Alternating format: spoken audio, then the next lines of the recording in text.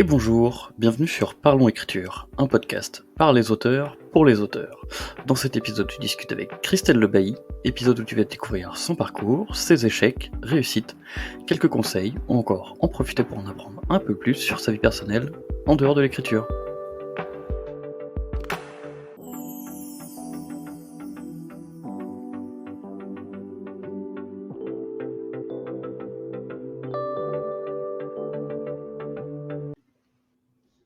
Bonjour Christelle, bienvenue à toi sur le podcast. Bonjour, merci beaucoup pour l'invitation. Est-ce qu'en quelques mots, tu peux te présenter assez rapidement aux auditeurs? Ouais, bien sûr. Alors, moi, c'est Christelle Lebailly, j'ai 29 ans et ça va faire 5 ans que je crée des contenus sur les réseaux à destination des écrivains. En parallèle, j'ai publié 4 romans en auto-édition et je fais aussi des prestations de bêta lecture pour les auteurs. Ok. Et rentrons dans le vif du sujet un peu, est-ce que tu peux nous expliquer pourquoi tu t'es lancé dans l'écriture et puis un peu comment ça s'est passé? En fait, c'est que depuis toute petite, j'imaginais plein d'histoires, genre vraiment tout le temps, je vivais dans un monde imaginaire, à peine consciente de la réalité. Mais par contre, j'avais jamais pensé à les écrire. Je sais pas pourquoi d'ailleurs. J'adorais les lire, mais jamais je me suis dit, tiens, je pourrais écrire mes propres trucs. Ça m'avait jamais frappé. Pour moi, les livres, c'était limite comme des fruits, genre on les prenait sur des arbres et puis ils naissaient comme ça. Personne ne les écrivait. Alors, J'adore voilà, la métaphore. j'avais pas réfléchi très loin, clairement. Mais un jour, alors que j'étais à la fac et que j'avais, je crois, 18 ans, j'ai eu une histoire en tête qui est arrivée et je sais pas pourquoi, tout s'est imbriqué dans ma tête. Et c'est là que je me suis dit, oh, mais je pourrais trop l'écrire. Et en fait, c'est parti de là. C'est toute ma passion du livre est partie de ce moment-là, alors que j'étais censée réviser mes partiels de fin d'année, qu'il me restait plus que 2 jours et que j'avais toujours pas commencé. T'as Je me préféré écrire un disais, livre. ouais, non, mais c'est là que j'ai commencé à dessiner une carte, à faire une encyclopédie d'univers. Et je n'ai pas passé mes examens, du coup, j'ai fait semblant que j'étais malade. Plus simple, plus Vraie simple. histoire. Non, c'est une vraie histoire. Oups. Donc voilà. Et du coup, t'as repassé tes examens quand même après ou pas du tout? Ouais, du coup, je les ai repassés à l'été suivant. Ok. Ah ouais, du coup, t'as été au rattrapage, c'est ça, en gros? Ouais, c'est ça, j'étais au rattrapage parce que vraiment, j'avais rien révisé. J'avais passé après, du coup, 2 jours à bosser sur mon univers. Enfin, là, j'étais partie dans un autre monde.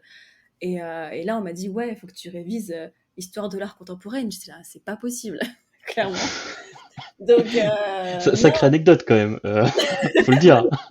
T'as raté tes examens pour écrire ton livre. Pas ouais, mal, pas mal. ouais, mais non, mais en fait, ça m'est tombé dessus complètement.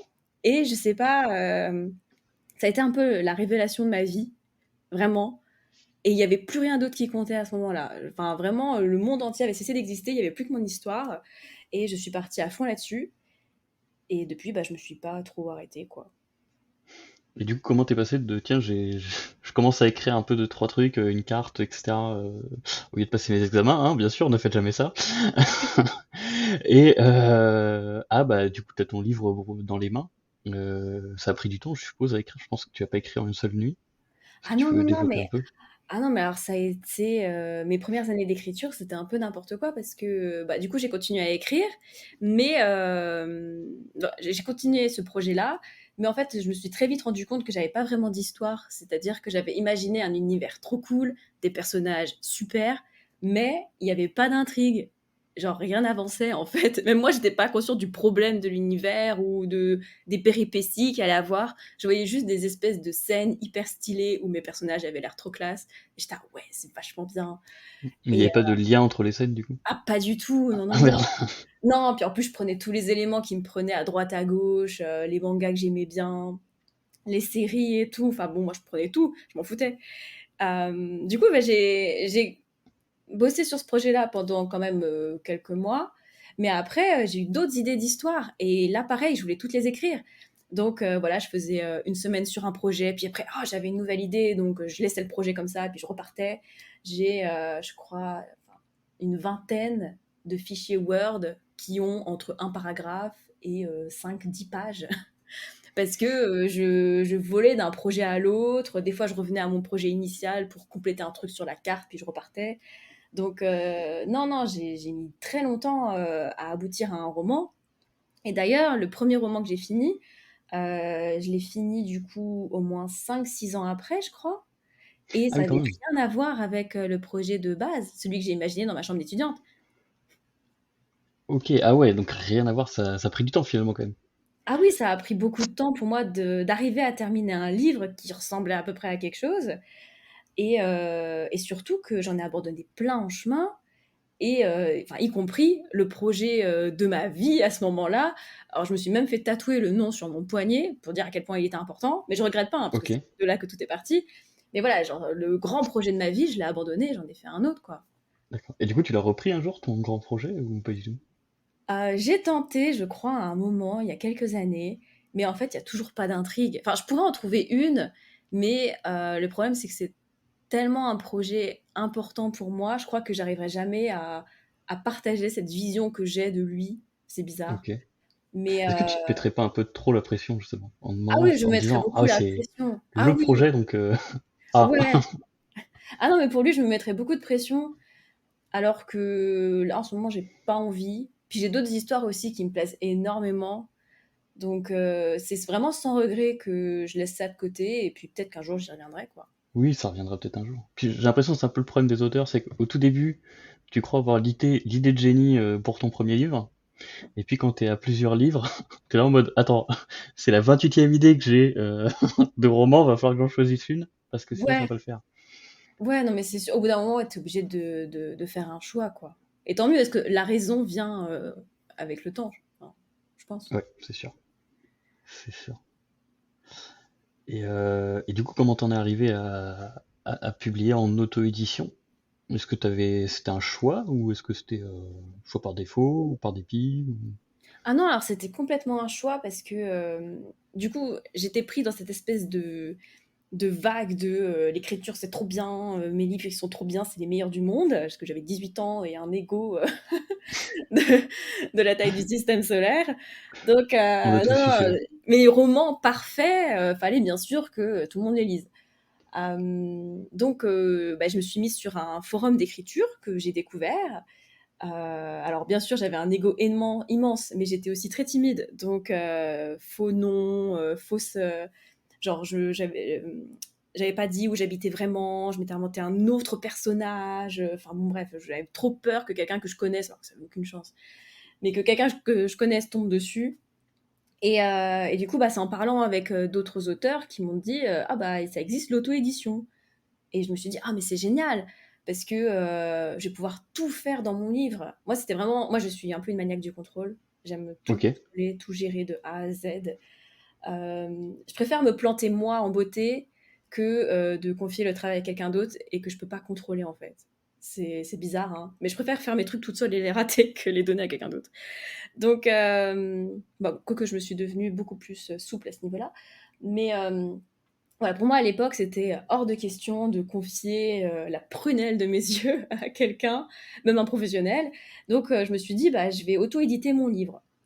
Mais j'ignorais complètement comment faire. Donc, ce que j'ai fait, c'est que j'ai attendu quand même patiemment d'avoir ma licence d'histoire de l'art et j'ai été étudier l'édition pour pouvoir fabriquer mes propres livres. Parce que c'était hyper logique dans ma tête. Je me suis dit, bah, je Du vais coup, étudier ça, comme ça, je le saurais, comment faire mes du livres. coup, t'as fait une sorte de licence dans ce domaine ou? Non, en fait, j'ai fait un BTS fabrication, ça s'appelle. Ok. Donc, c'est pas connu parce qu'il y a que deux écoles qui sont vraiment, enfin, deux écoles reconnues en France pour ça. Et en fait, c'est ceux qui bossent après en tant que fabricants dans les maisons d'édition ou dans les imprimeries. Le Ok. fabricant, pour expliquer, c'est celui qui va gérer un peu tout le côté technique du livre. Donc c'est lui qui va gérer tout ce qui va être l'impression, le planning du maquettiste, de la correctrice, s'assurer que les exemplaires arrivent bien chez le libraire, que le distributeur, il n'y a pas de problème. Enfin bon, bref, c'est vraiment un métier qu'on connaît peu, mais qui Ok. est très prisé en fait en maison d'édition. Et en fait, j'ai pris cette formation-là parce que j'ai vu qu'elle était facile d'accès, clairement. Enfin, tout le monde n'est pas accepté, mais vu que j'avais déjà une licence, ils m'ont pris assez facilement. Et en plus, j'ai vu que c'était en alternance. Donc, du coup, ça me permettait d'avoir des sous. Super. c'est pas mal. Surtout Ouais, quand t'es étudiant, franchement, quand je fais dessus. ouais, mais c'est sûr, surtout que moi, j'avais déjà épuisé un peu mes bourses avec ma licence. Donc, j'avais vraiment besoin que ça soit financé. Et du coup, bah, j'ai appris pendant 2 ans dans la formation, mais en même temps, j'étais dans une maison d'édition. Sauf que la maison d'édition ne m'a pas du tout mis à la fabrication. Ah merde. Elle m'a mis en service éditorial, bon, ce qui était cool, hein. Ouais. Mais en fait, au début, mon rôle, c'était de lire les manuscrits et de les sélectionner. Et après, après, j'y suis restée encore 2 ans supplémentaires et j'ai fini responsable. Mais c'est bien parce que du coup, ma formation à l'école m'a permis de gérer tout le côté technique. Et au final, mon métier après, dans l'édition, m'a permis de gérer un peu le côté éditorial, manuscrit, tout ça, qui me sert aujourd'hui à conseiller les auteurs. Donc Ouais, c'est... du coup, t'es quand même parti avec des bases solides en auto-édition. Tu vois, la plupart des auto-édités, ils lisent 3 articles de blog, 2 vidéos YouTube, et vas-y, je me lance sur KDP, et j'essaie de faire comme je peux. Alors que Ouais, toi, t'es arrivé en mode, bon, j'ai un diplôme, j'ai fait 2 ans d'alternance dans là-dedans, tu dois avoir quand même des fondations assez solides finalement. ouais, mais parce que à l'époque, il y avait pas autant de ressources que ça sur l'auto-édition. Ouais, tu Vraiment, m'étonnes. c'était pas, déjà, c'était pas très reconnu et c'était vraiment pas répandu, du tout. Il y avait pas de tuto, il y avait pas de déjà j'ai l'impression que les manuels d'écriture commençaient à peine à apparaître, mais l'auto-édition, ouais, il y avait pas de guide pour ça et ouais, C'était en quelle année, est-ce que tu peux préciser à peu près? c'était il y a bah, non, mais alors j'ai eu tout ça, c'était il y a 10 ans, c'était plus de 10 ans même. J'ai 29 ans, Ouais, donc clairement, 12 ans. même les plateformes, il n'y en avait pas beaucoup et elles étaient pas très Ouais, connues, quoi. non, non, non, c'était pas comme maintenant. Donc maintenant, c'est cool parce que ouais, on peut apprendre énormément de choses grâce à Internet. Mais ouais, à l'époque, c'était un peu plus chaud. Donc, ouais. Mais voilà, c'est mon parcours. Et du coup, tu as lancé donc ton premier livre en auto-édition, et tu l'as lancé sur une plateforme ou tu l'as lancé vu que tu avais une formation d'éditeur, est-ce que tu l'as lancé en mode vas-y, je fais une impression, je vais dans des librairies, etc. Ou alors t'es passé par une plateforme comme Amazon ou autre? Je suis passée par Amazon. En fait, j'ai fait un lancement sur Amazon et en parallèle, Ok, j'ai imprimé des exemplaires pour moi via l'imprimeur de ma boîte ok. pour faire des salons et les vendre en direct sur mon site. Oh, c'est trop bien ça. Du coup, Voilà. t'avais les deux. Et, euh, et du coup, tu vendais plus sur la plateforme ou tu vendais plus dans les salons ou comment Ah non, tu mais au gères un peu tout début, je ça? vendais presque rien. Ouais, bah ça, comme tout le monde au départ. Non, mais ouais, au début, je vendais presque rien. J'ai eu quelques ventes sur Amazon le mois de la sortie, on se souvient même plus. Après, je commençais à peine à me lancer sur YouTube à ce moment-là pour parler aux Ok. écrivains, tout ça. Donc oui, il y a quelques personnes qui m'ont passé commande sur mon site, mais franchement, c'était kiff-kiff et c'était vraiment pas non plus la sortie de folie, hein. Donc Ouais. je sais pas s'il y avait de mieux. Je sais pas s'il y en avait un qui était mieux par rapport à l'autre, mais dans tous les cas, c'était pas non plus flamboyant, C'était hein. pas fou. Non. En même temps, quand on se lance, on oublie souvent qu'en fait, c'est un métier qui est énorme parce que il y a le métier d'écrivain, évidemment, d'auteur, enfin d'écrire des livres. Mais il y a aussi le métier donc d'éditeur, mais peut-être le plus compliqué, c'est aussi le métier de vendre des livres, quoi. Ah oui, tout à fait. Bah, je pense que c'est quelque chose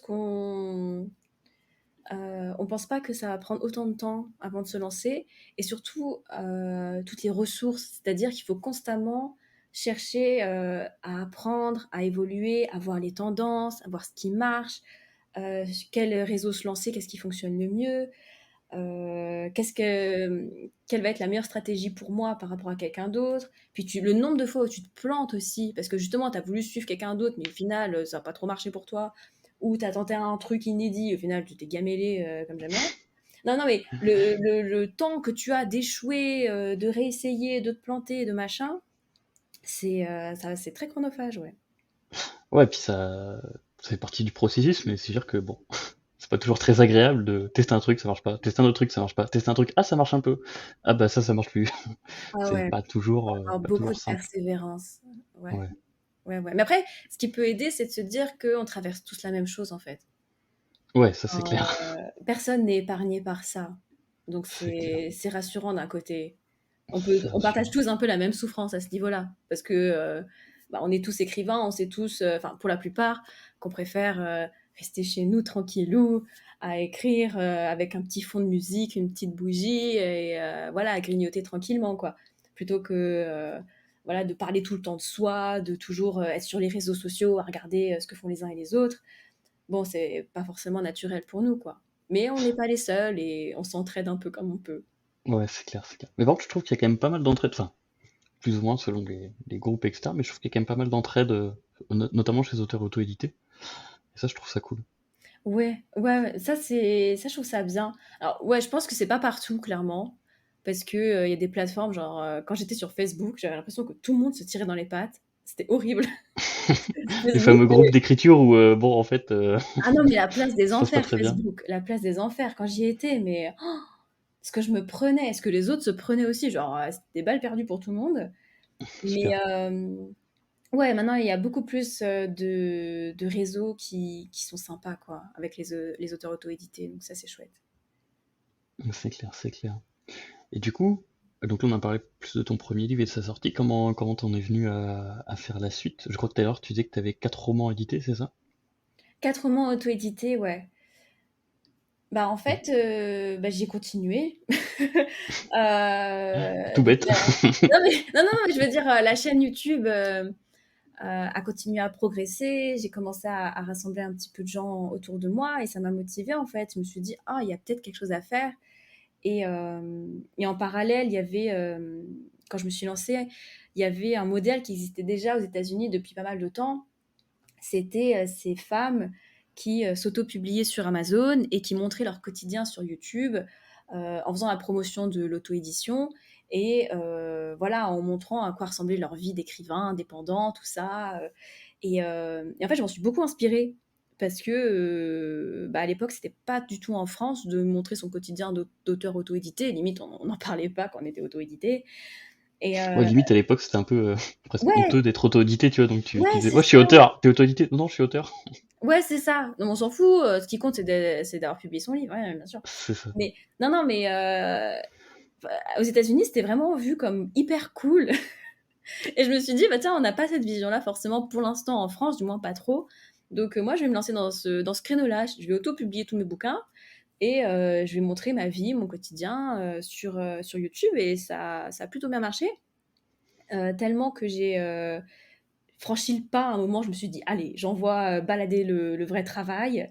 Et je me lance dans la création de contenu, l'écriture, et à côté, je ferai des prestations pour les écrivains, pour voilà, manger à la fin du mois, quoi. Et ben c'est ce que j'ai fait, et voilà. Et c'est ce que tu fais toujours aujourd'hui. Bah, j'ai mis un peu l'écriture de côté, maintenant je publie plus Ok. trop. Ça fait 3 ans quand même que j'ai rien publié, je crois. Mais ça me manque pas plus que ça. J'ai des manuscrits terminés, mais je les garde pour moi et je verrai ce que j'en ferai après. Ok. Euh, Pour l'instant, tu fais un peu une pause dans l'écriture, du coup?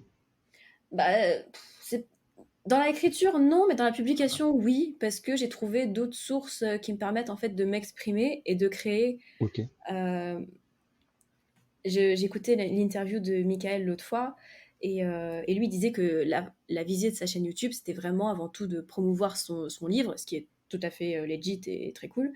Et au début, j'étais partie avec cette idée-là, moi aussi. Je m'étais dit, ah bah, vu que je vais parler de mon quotidien sur YouTube, les gens, ils vont peut-être vouloir acheter mon livre après, ça va être super cool, voilà. Mais en fait, je suis tombée complètement amoureuse de la création de contenu pour les écrivains. Je Ok. savais déjà que ça me plaisait, parce que j'adore parler aux écrivains. Moi, tu me lances face à un écrivain, et c'est bon. Mais je suis vraiment tombée folle amoureuse de la création de contenu pour les auteurs. Donc, chaîne YouTube, podcast, Twitch. Là, je me suis mise sur TikTok, j'essaye, même si c'est pas facile. Tu En fait, m'étonnes. j'adore créer du contenu. Euh, T'adores tester de nouvelles choses, etc. C'est ça? ouais, mais en fait, pour moi, ouais, En fait, je crois que j'aime créer des histoires, mais j'aime aussi créer tout court. Ouais. Et Bah, c'est un peu le côté artiste, non? bah, je sais pas, peut-être, mais moi, c'est c'est plus du tout devenu un impératif pour moi de publier pour être bien ou de récolter des lecteurs. Par exemple, sur ma chaîne YouTube, je passe mon temps à démolir mes propres romans, quoi. Et c'est pas grave, parce que je me Ok. dis, C'est non, assez rare, ça, quand même. non, non, Faut le mais dire. je me dis, mais ça peut servir. Par exemple, là, j'ai fait une maladresse, là, j'ai fait une erreur, là, j'ai fait un cliché, là, ça pourrait être mieux travaillé. Bon, je les défends quand même un peu, hein, faut pas non plus déconner. Mais, Oui, je me doute. mais voilà, je me dis, si ça peut aider un autre auteur, c'est très bien. Genre, Ok. c'est ce qui compte pour moi avant tout maintenant, c'est d'être utile pour les auteurs et de créer toujours plus de choses. pour que ça soit Ok. cool.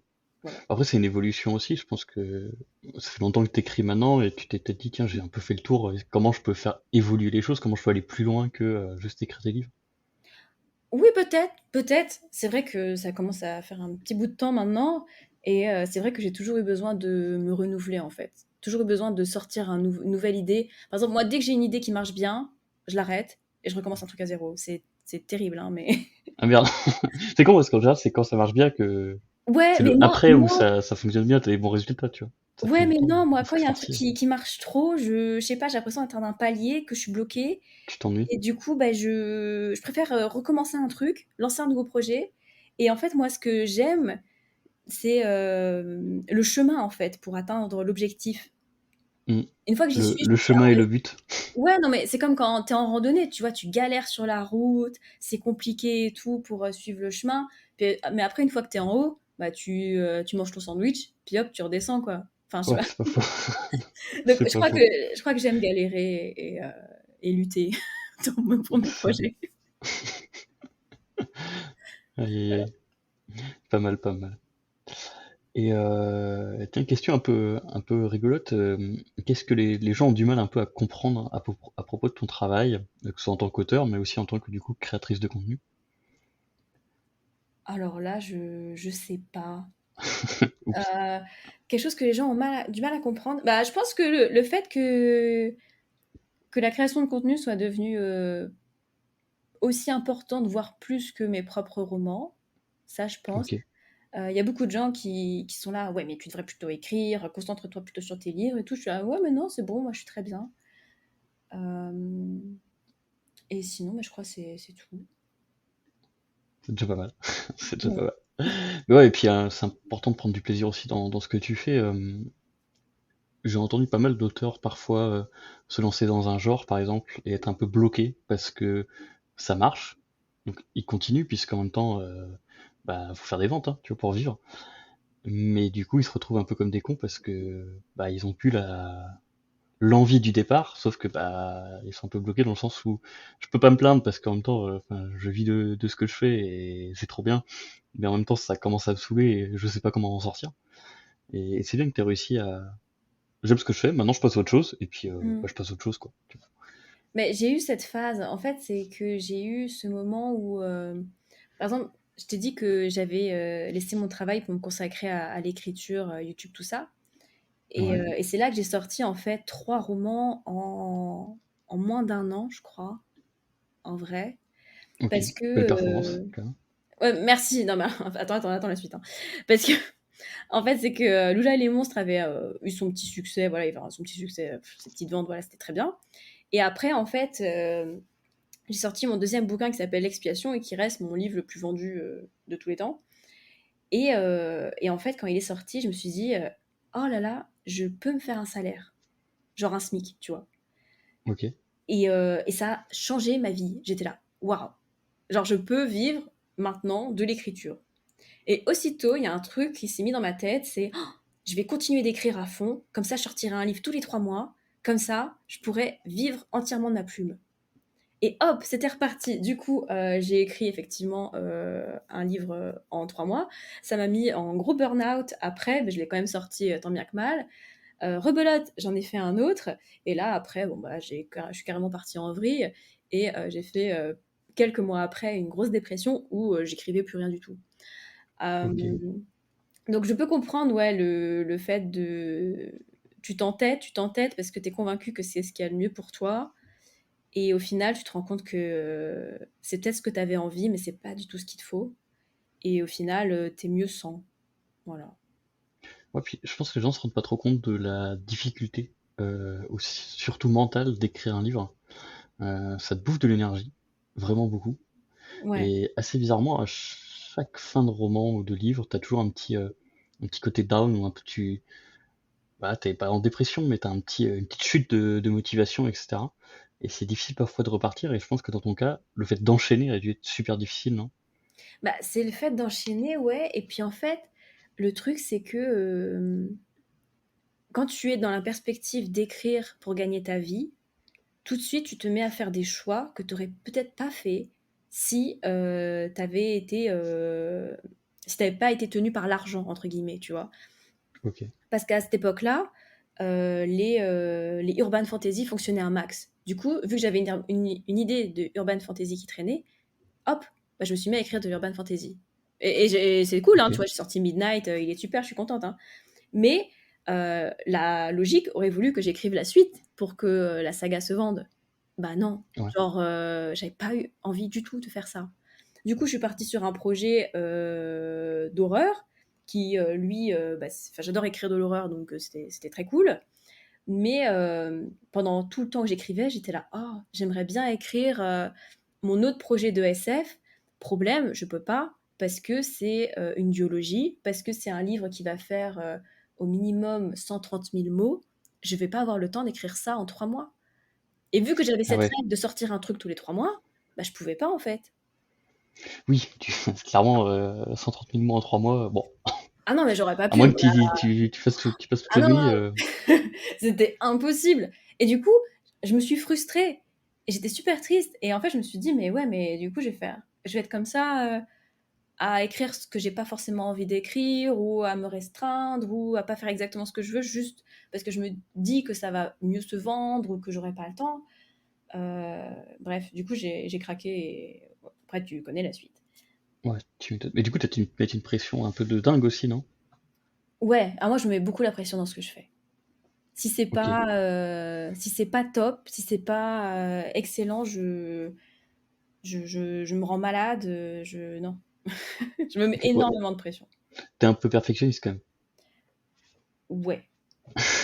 clairement, clairement. Mais en fait, je sais pas si c'est vraiment perfectionniste. Je crois que c'est vraiment plus le contrôle Ok. et l'envie de toujours me dépasser, d'aller toujours plus loin. Je sais pas si ce que je fais est parfait. Par contre, je vais plus loin que là où j'étais avant. Donc c'est peut-être Ok. plus ça, parce que ce que je fais n'est pas parfait du tout. Mais Bah, c'est juste que je me dépasse à chaque fois, en fait. d'un côté, c'est hyper sain de vouloir toujours se dépasser, mais d'un côté, oui, tu peux te mettre une pression énorme et Mm. faut pas, enfin, faut doser quoi, tu vois. Faut pas Ouais. exploser en plein vol. Ah ouais, non, moi, c'est ma spécialité, ça a explosé en plein vol. Ah merde. Ah non, mais alors ça, je suis la pro de ça. Vraiment, parce que tu sais, voilà, les hamsters qui tournent dans la roue là, de plus en plus vite, ça, c'est moi. Et à un moment, en fait, j'explose. Je fais une petite burn-out, petite dépression, ça dépend de la saison. Et hop, après, je repars et je retourne, je retourne. Et ça, c'est mon cycle annuel. C'est très fréquent. Ok. Du coup, tu fais ça tous les ans, quasiment? Plus avant, c'était tous les 2 3 mois max. Maintenant, je sais pas comment j'ai réussi à trouver une espèce de d'exutoire grâce à Twitch qui me permet de canaliser un peu tout ça et de pas lâcher la rampe. Mais je dirais que maintenant, c'est tous les 6 mois, 8 mois par là. Ah oui, quand même. Ouais, mais c'est bien hein, pour moi. C'est bien, c'est pas mal, hein. Je fais qu'une dépression par an. Eh oh, c'est pas mal déjà. Bah ouais, on fait ce qu'on peut, hein. D'accord, ok. Et du coup, tu expliques comment un peu cette dépression? C'est que tu te mets trop la pression? Ah ouais, c'est que je me mets énormément de pression. Parce qu'en fait, je veux tellement réussir. Mais vraiment, genre, c'est condition de vie ou de mort. Vraiment, c'est hyper important pour moi. C'est peut-être pas du tout sain ce que je dis pour un podcast, je suis désolée. Mais j'ai tellement cette envie de réussir que vraiment, c'est l'objectif numéro un de ma vie. C'est le truc c'est pas possible que ça ne marche pas. Du coup, je mets une énorme pression et ça me tient énormément à cœur en fait. C'est vraiment. Donc, ouais, je pense que c'est principalement à cause de ça. Pourtant, t'as quand même déjà une belle réussite en vrai. Enfin, tu vois, t'as quand même 4 romans publiés, c'est quand même beaucoup. La plupart n'en ont pas, voire un ou deux. 4 romans publiés, c'est beaucoup. T'as une chaîne YouTube qui fonctionne plutôt bien. Twitch qui a l'air de bien fonctionner aussi. Ah ouais, C'est mais pas mal c'est quand pas même. assez. Ah non, mais je suis insatiable à ce niveau-là. Donc, non, non, non, en termes de création de projets et en termes de les mener au mieux que je peux, je m'arrêterai jamais. Ok. Voilà. Bah, dans Mm. ce sens, c'est bien, c'est motivant, mais c'est sûr Ah que. oui, c'est bien d'avoir quelque chose qui te fait te lever tous les matins. Et puis, je suis quand même, enfin, peut-être que j'aime la souffrance, mais je suis quand même très bien, je suis quand même très bien là où je suis et avec ce que je fais. Vraiment, je kiffe à mort. Mais ouais, je devrais apprendre à avoir un peu de recul sur les choses et leur réussite. C'était le sujet de ma thérapie, ça, pendant 1 an et demi, 2 ans. Mais j'ai pas été au bout et ça se voit. Après, peut-être que là, ça va te faire un déclic, ton Euh, podcast. non, parce que tu sais, Non, non, parce que ça m'arrive des fois de contempler ma propre vie. Je suis là quand même, Christelle. Tu devrais un peu te calmer. Mais lâche prise un peu. ouais, lâche prise, fais du yoga, de la méditation, mais non. Va sur Twitch, énerve-toi. Ouais, non, les pauvres. Non, non. Et qu'est-ce qui te motive le matin à te lever, tiens? Bah, principalement les auteurs qui sont devenus mes copains. En Ok. fait, d'avoir une communauté. Parce que la petite Christelle, elle était très souvent toute seule quand elle était petite, même pas si petite que ça, parce qu'elle vivait dans son monde imaginaire, qu'elle lisait des bouquins tout le temps, qu'elle n'avait pas d'amis, enfin bon bref. Et que la Christelle de maintenant soit entourée d'autant de gens sur YouTube, sur Twitch, des gens super qui sont là pour soutenir ses projets, qui croient en ses trucs. Enfin, le fait pour moi d'avoir même une personne qui va voir mes vidéos sur YouTube ou une personne qui soit sur mes lives, c'est la réussite totale en fait. Donc c'est voilà, d'avoir des gens qui te font confiance pour les aider à avancer, pour répondre à leurs questions, ou même juste parce qu'ils savent que tu es là, que s'ils vont pas bien, ou au contraire, s'ils ont envie d'écrire, tu es là juste à côté, ils peuvent passer sur ton live ou aller voir ta chaîne et tout pour se remotiver. Bah, savoir qu'il y a des gens qui comptent, entre guillemets, sur moi, c'est ça en fait. Ouais, surtout qu'il y a quand même beaucoup d'auteurs qui sont un peu laissés pour compte, tu vois, laissés à l'abandon, qui ont besoin un peu de soutien et qui n'arrivent pas à en trouver. Et c'est beau Bah, ce que tu fais en fait de les aider rien que de leur donner du soutien, leur donner t'inquiète ça va aller, tu vois. Bah en fait on s'en rend pas compte, mais pour certains auteurs ça fait c'est énormément plaisant d'avoir ça quoi. Bah oui, je pense, parce qu'il y en a beaucoup qui sont peut-être pas soutenus par leur famille, ou alors ils ont pas de personne dans leur entourage qui connaît trop les bouquins, le truc des écrivains, tout ça. Euh, et du coup, ouais, qu'on ait fait ensemble cette communauté où on peut juste se poser ensemble et sortir des blagues nulles d'écrivains, euh, tout en, euh, tout en se posant des questions. Enfin, l'autre fois en live, mais j'ai adoré ça. Je me suis dit, mais c'est trop bien.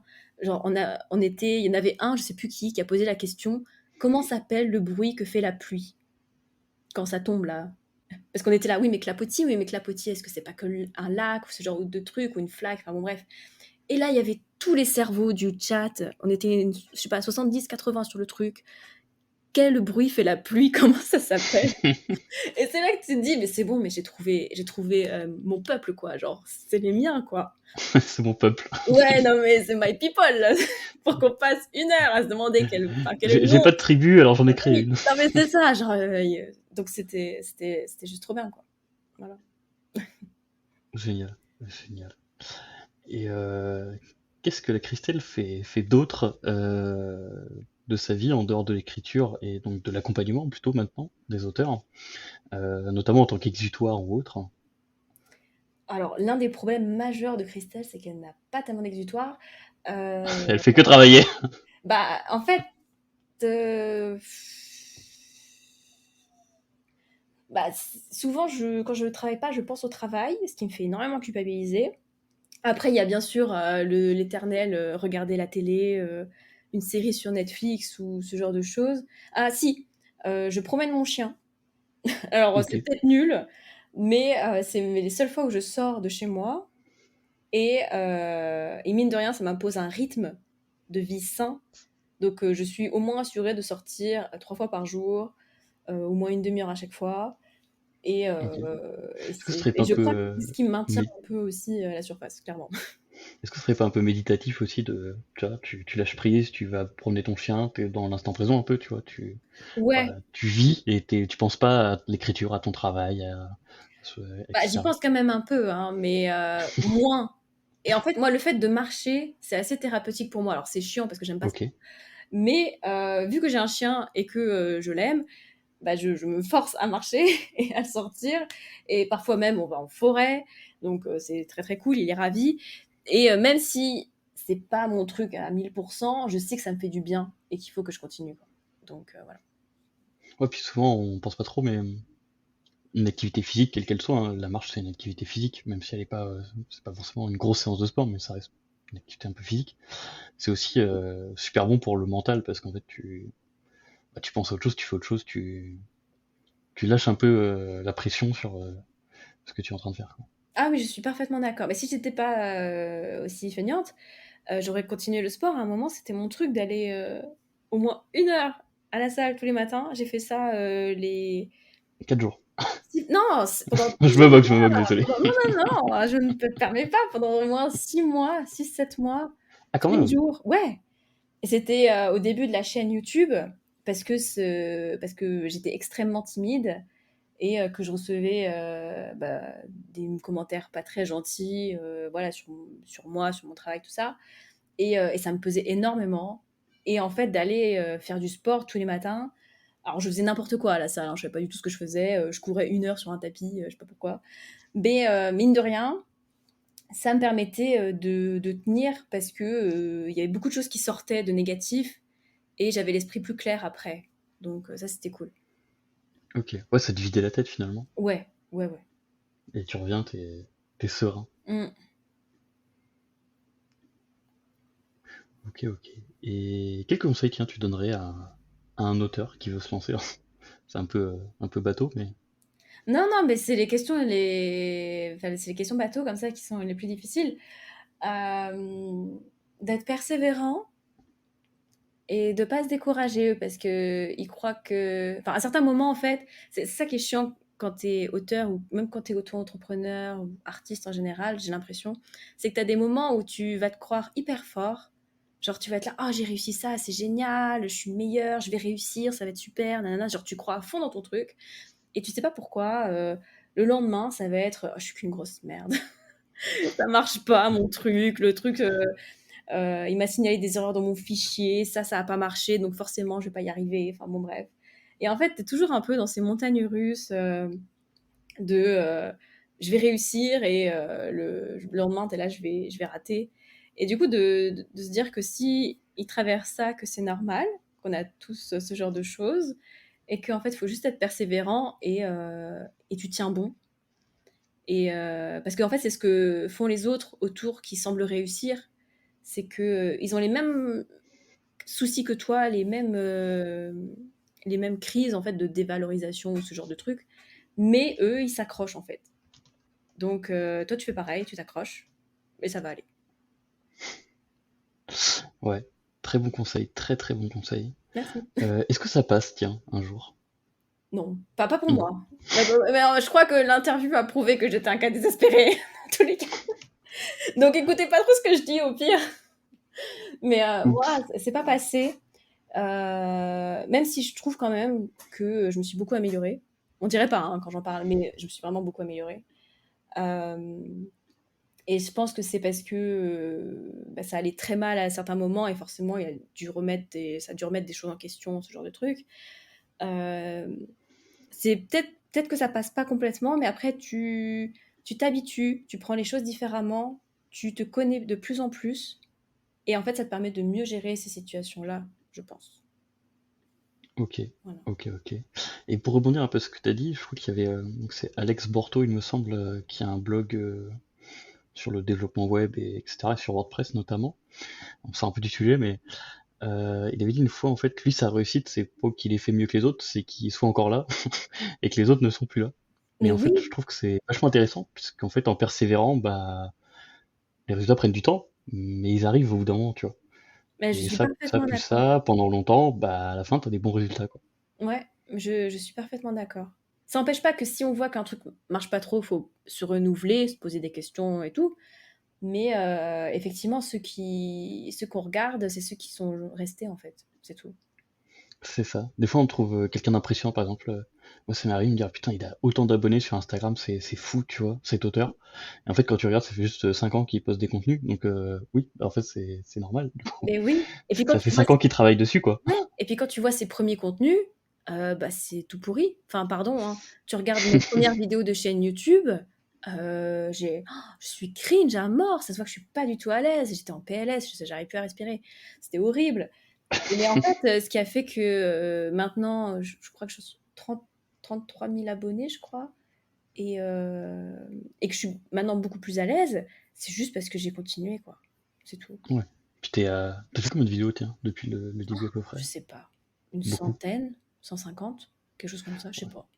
Donc forcément, le fait de pratiquer, Ah mais entre ta oui, première et ta 150e vidéo, heureusement d'ailleurs, qu'il y mais ait oui, mais une oui. amélioration, Mais quoi. je voulais les supprimer parce que j'étais: «Ah mais attends, mais Christelle, c'est hyper cringe», et je lui dis: «Non, tu les gardes comme ça, si jamais il y a quelqu'un qui veut se lancer, il va voir que toi aussi tu étais nulle au début et que ça va le rassurer, ça va aller mieux. C'est uniquement pour ça. Mais sinon, elles sont horribles, je les déteste». Ça Chaque fera un fois que je vois que souvenir. ah non, mais quand je vois que quelqu'un met un commentaire ou les regarde et je suis: «Oh mon Dieu, c'est pas vrai». Et le pire, c'est si tu vois quelqu'un qui met un commentaire positif, et là t'es là, quoi? Mais oui, il y en a qui mettent des commentaires positifs, genre sous mes premières vidéos, qui sont là: «Ah, j'ai bien pris tout en note», et je suis là: «Ah mais non, mais je suis plus trop d'accord avec ce que je disais, merde». Mais écoute, Oups. tant pis, hein, Maintenant c'est fait, hein, c'est tant fait, pis. c'est fait. Et est-ce que tu as un mentor ou eu quelqu'un qui t'a soutenu tout au long un peu de ta carrière, enfin entre guillemets ta carrière puisque elle n'est pas finie? Bah, mentor, non, Alors mentor, ça peut être un proche, hein, c'est pas forcément quelqu'un d'extérieur, ça peut être. ouais, alors les proches n'ont pas été top au début parce qu'ils avaient très peur. Ils étaient très Ok, inquiets, donc en fait, le souci, c'est que c'est pas qu'ils ont été fermement opposés, j'étais majeure et vaccinée, donc voilà. Mais c'est mais plus, ils avaient peur pour toi. ils te renvoient leur peur, en fait. Donc ils vont être là: «Mais comment tu vas faire s'il se passe ça?» Et en fait, ils vont t'angoisser malgré eux, à la limite, et déjà que si ton projet, toi, tu es un peu frileux, tu es un peu nerveux, bah là, forcément, tu as l'impression que c'est encore pire parce qu'on t'a fait encore plus angoisser que ce que tu Ouais. pe Et toi, tu cherches du soutien et être rassuré, et ouais, c'est finalement, ça, bah, on t'angoisse encore plus. ouais, c'est ça, c'est ça. Donc au début, c'était un peu compliqué. Maintenant, ils sont, supporters à fond et tout, donc c'est très chouette. Mais du coup, ouais, au début, non, c'était pas j'étais un peu toute seule. Après, je me dopais au, contenu développement personnel. Ok, Heu, donc ça m'a aidé à tenir un temps, puis après, bah, j'étais en thérapie, hein. Et comme ça c'est clair. ouais, comme ça, c'est fait. Et depuis, bah, comme j'ai dit, c'est les gens de ma communauté, en C'est particulier Twitch. Twitch, ouais, qui me portent à bout de bras, comme ça, donc c'est cool. Et comment t'as réussi à surmonter un peu les angoisses de tes proches du coup? Alors Ça, c'est ça part en dev perso, laisse tomber. heu, non, non, mais c'est une très bonne question parce que je pense que c'est quelque chose qu'il y en a beaucoup qui traversent. Mais je sais pas tellement. En fait, c'est que, je sentais au fond de moi que c'était ça ma voie, en fait, que c'était ça que je devais faire. Genre vraiment mes tripes me le disaient, et j'avais jamais eu ce sentiment-là avant. Genre avant, j'étais vraiment un peu perdue, même si j'avais été dans l'édition, que je trouvais ça cool et tout, je sentais que c'était pas exactement là où je devais être. Et du coup, c'est hyper dur quand tu fais ta vie et tu as l'impression de pas vraiment trouver ta place à toi. Genre, oui, tu fais comme les autres, mais t'es pas non plus exactement là où tu dois être, tu vois, genre pas la bonne pièce de puzzle qui s'emboîte parfaitement. Et en fait, quand j'ai eu cette idée de chaîne YouTube, de parler aux auteurs, de faire des conseils, de sortir mes livres en même temps, je me suis dit, ah putain. Et là, en fait, j'ai senti mes tripes me disaient, mais c'est là que tu dois être, c'est là. Et en fait, je me suis accrochée à cette idée. Mais c'était pas facile tous les jours, hein. Mais je me suis accrochée à cette idée, j'étais assis, je suis sûre que c'est là que je dois être. Alors peut-être, pour l'instant, je ne suis pas très douée, clairement, en communication. Peut-être je suis une grosse quiche sur YouTube, peut-être que je fais plein d'erreurs, mais je suis sûre que c'est là que je dois être. Et en fait, je me suis accrochée à ça. Et, en fait, c'est pour ça aussi que je pense qu'il faut être passionné par ce qu'on fait. parce que, après, il y a tellement de gens qui vont essayer de te décourager ou tellement de problèmes que toi-même tout seul tu vas rencontrer que si tu peux pas te raccrocher à ta passion, bah, en fait, tu n'y arrives pas, quoi. Donc, ouais, la passion, le fait que mes tripes me disaient que c'était là, en fait, ouais, je me suis un peu repliée sur moi-même et j'ai avancé comme ça, avec le dos voûté, en rentrant les épaules, et puis hop, je me suis fait mon petit chemin. Ok. C'est super beau aussi parce que, enfin, honnêtement, je pense que beaucoup d'auteurs vivent un peu la même chose. Mmh. Parce que c'est difficile aussi de te dire ouais, c'est bon, je suis auteur. Mais t'as jamais écrit de livre avant, mais t'étais nul en français, mais t'étais. Bah oui, je Mmh. sais, mais j'ai envie d'écrire un livre, laissez-moi tranquille. Mais ouais, mais si c'est tes tripes qui te disent ça, que t'es fait pour raconter des histoires, bah, tu t'en fous après. T'apprends le côté technique, t'apprends les règles, tu lis des livres de narration, tu te formes sur Internet, tu écris encore et encore. C'est pas grave, ça. Tout le reste, tant que tu as tes tripes qui te disent que c'est ça que tu dois faire, après le reste, franchement, c'est du technique, c'est de l'habitude, c'est de la pratique, mais c'est franchement rien d'insurmontable. Voilà. C'est beau, vraiment c'est beau. Merci. Non, mais en vrai. Et tiens, quel a été le moment le plus difficile que tu as surmonté? Et à l'inverse, quel a été le plus beau moment que tu... Alors je dirais que les moments le plus difficiles, bah, ça a été, quand même mes 2 dépressions. Oui, tu Heu, m'étonnes. ouais, ça a été très dur parce que, 1re dépression, en fait, je l'ai un peu pas vu venir. Deuxième dépression, je savais que ça allait arriver. Mais la première, Ouais, j'ai l'habitude, ça va. ouais, ça va, j'ai déjà vu passer celui-là.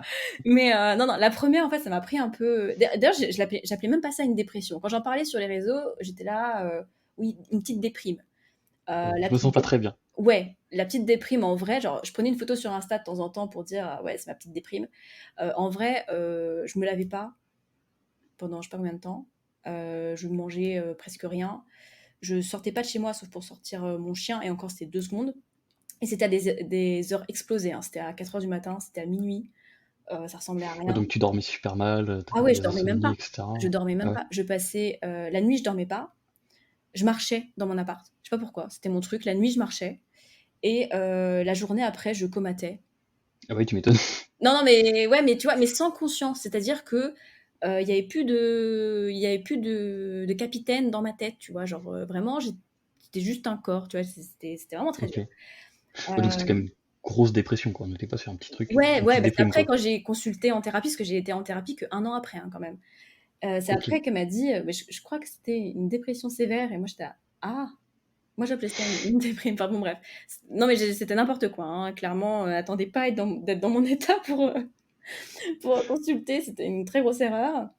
Et du coup, ouais, ça très dur, parce que mine de rien, j'essaie quand même de sauver les apparences, de continuer mon activité, parce que, bah, j'étais déjà indépendante, et Mhm. ça veut dire que j'ai pas de congé maladie, ça veut dire que si je travaille pas, j'ai pas d'argent, et si j'ai pas d'argent, je peux pas payer mon loyer, je peux pas vivre. Donc il fallait quand même que, je maintienne un peu, la barre, quoi.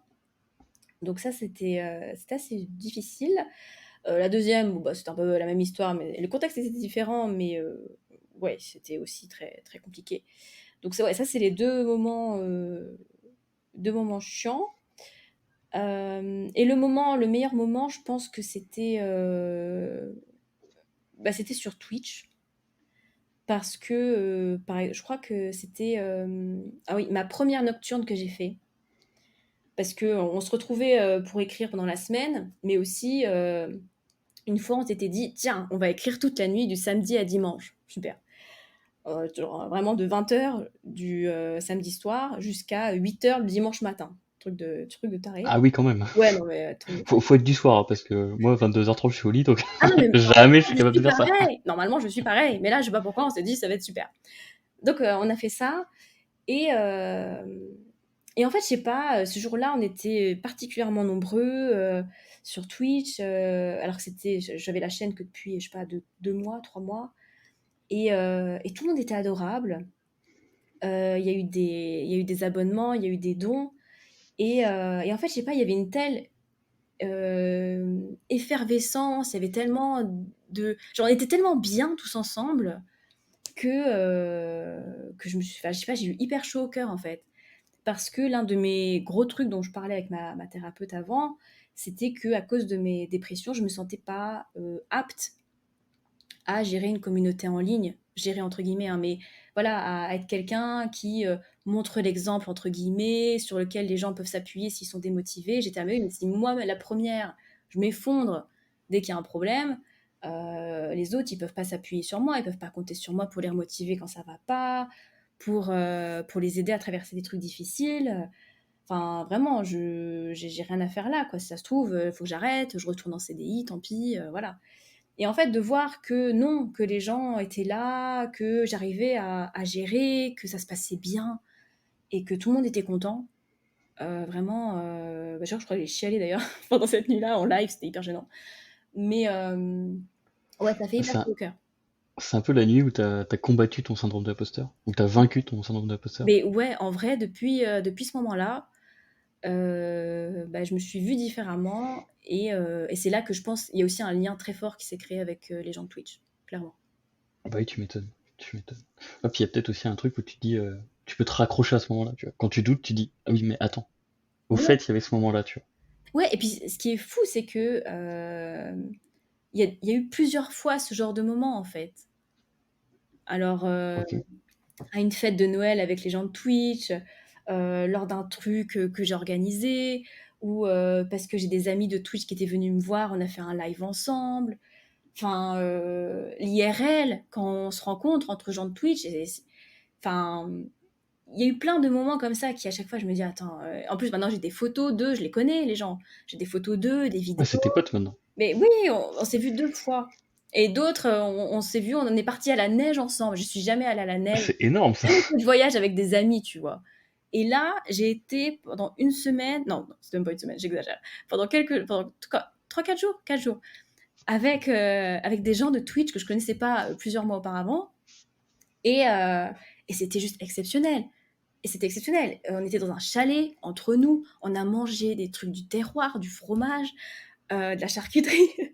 On a fait de la luge, on s'est promené. Non, mais c'était juste exceptionnel, tu vois. Donc, je me raccroche ouais, à tous ces petits moments tout le temps, tout le temps. C'est pour ça que aussi que je me mets un peu de pression, mais peut-être un peu plus saine, parce que je me dis ces gens-là, je peux pas merder quoi. C'est pas Je peux possible. pas les décevoir. Non, c'est hors de question. Et pour finir un peu cette interview, en off, tu m'as dit que tu avais un événement que Oui, tu allais organiser. Est-ce que tu peux en parler? yes. Alors du coup, sur Twitch, J'attendais que t'en parles. oui. En fait, ouais, j'organise du coup un événement d'écriture qui s'appelle Fight for Words. Alors c'est déjà la 3e édition, mais à chaque fois on agrandit le truc, on agrandit le site. Et en fait c'est un challenge pour avoir un vrai gros challenge francophone d'écriture qui fait passer un beau moment à tout le monde et où en fait on réunit plein d'écrivains pendant un week-end. C'est retransmis en live sur Twitch, il y a le chat, et comme ça, personne n'est tout seul, personne angoisse parce qu'il n'arrive pas à atteindre je sais quel compte ou je sais pas quoi. Vraiment, on passe un moment ensemble et c'est très cool. Le concept, c'est que tous les participants sont répartis en 2 équipes, les bleus et les jaunes, et l'équipe qui écrit le plus gagne. Alors on pourrait se dire ouais mais si j'écris pas beaucoup parce que je veux pas trop être là, vaut mieux pas que je participe parce que je vais faire perdre mon équipe. Mais pas du tout parce qu'en fait il y a 3 catégories, enfin non il y en a 4 maintenant. 4 catégories de poids. Donc il y a les poids parce que c'est un peu calqué sur l'univers de la boxe et du jeu vidéo. Donc Ok. il y a les poids légers, les poids moyens, poids lourds et colosses. Et en fait poids léger, l'objectif c'est d'écrire environ 2000 mots ou même moins, hein, même 500 ça passe très bien, hein.